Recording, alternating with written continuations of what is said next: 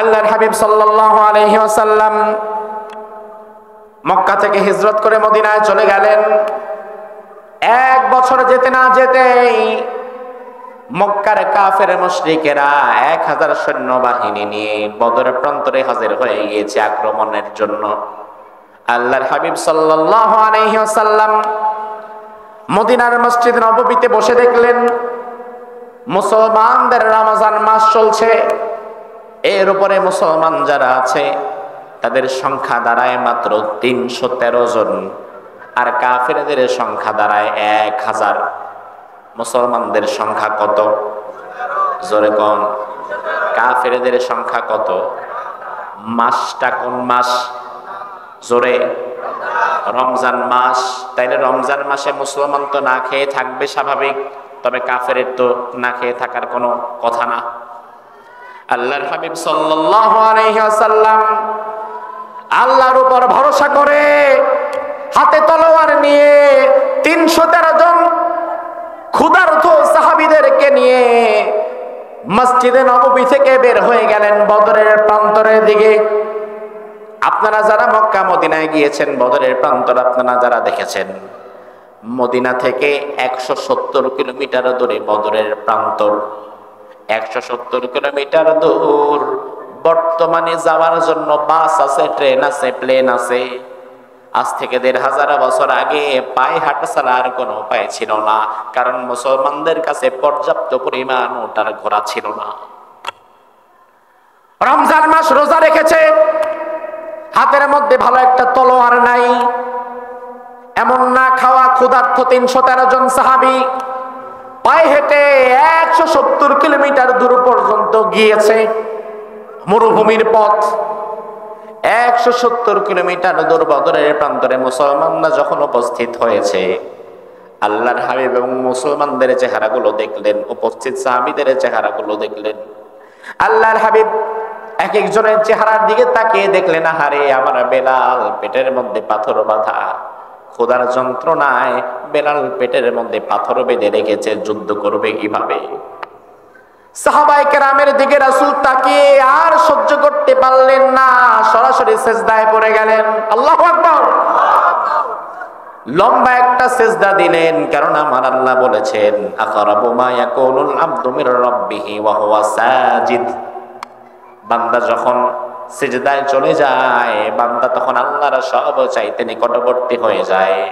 এজন্য কোরআনে আল্লাহ বলেছেন ওয়াসজুদ ওয়াকতারিব, বেশি করে সিজদা দিয়ে আর আমার নিকটবর্তী হয়ে যা। সুবহানাল্লাহ। আল্লাহর হাবিব লম্বা একটা সিজদা থেকে মাথা তুলে এবার হাত দুটো আরশের দিকে তুললেন। স্বাভাবিকত আমরা যখন দোয়া করি আমরা হাত দুইটা এভাবে তুলি।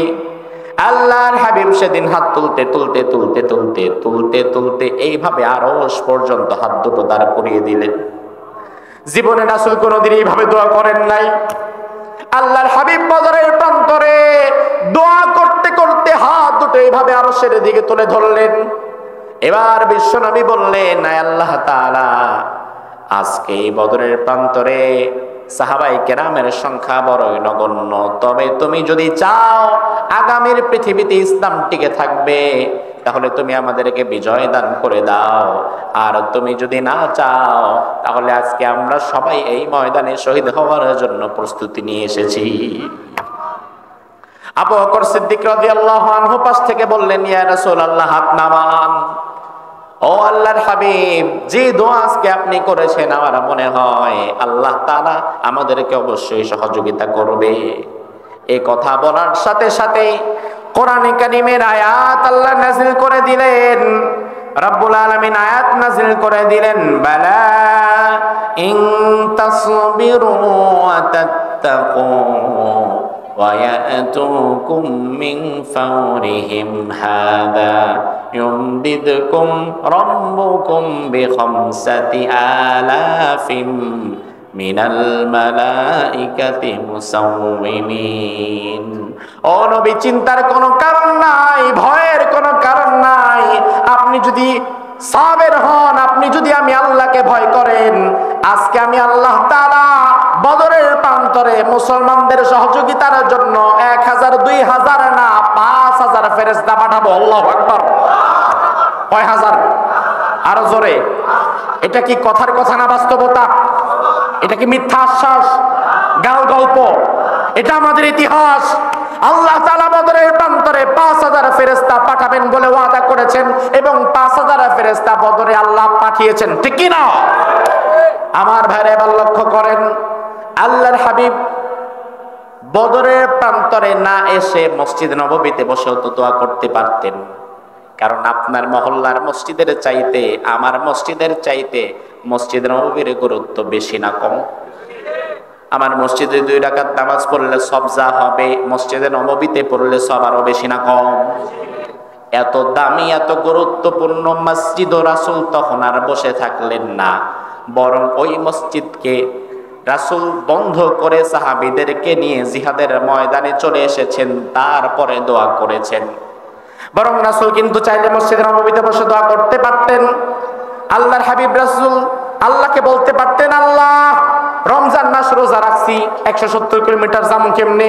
এর উপরে আমাদের আছেই মাত্র 313, আমরা তো পারবো না, আমাদের শক্তি নাই, অস্ত্র নাই, শস্ত্র নাই, সৈন্যবাহিনী নাই। আয় আল্লাহ তাআলা তুমি ফেরেশতা পাঠাও, যারা 1000 আসছে তুমি 5000 ফেরেশতা পাঠায় তাদেরকে সেখানে নির্মূল করে দাও। এমন দোয়া করার সুযোগ রাসূলের আছে না নাই?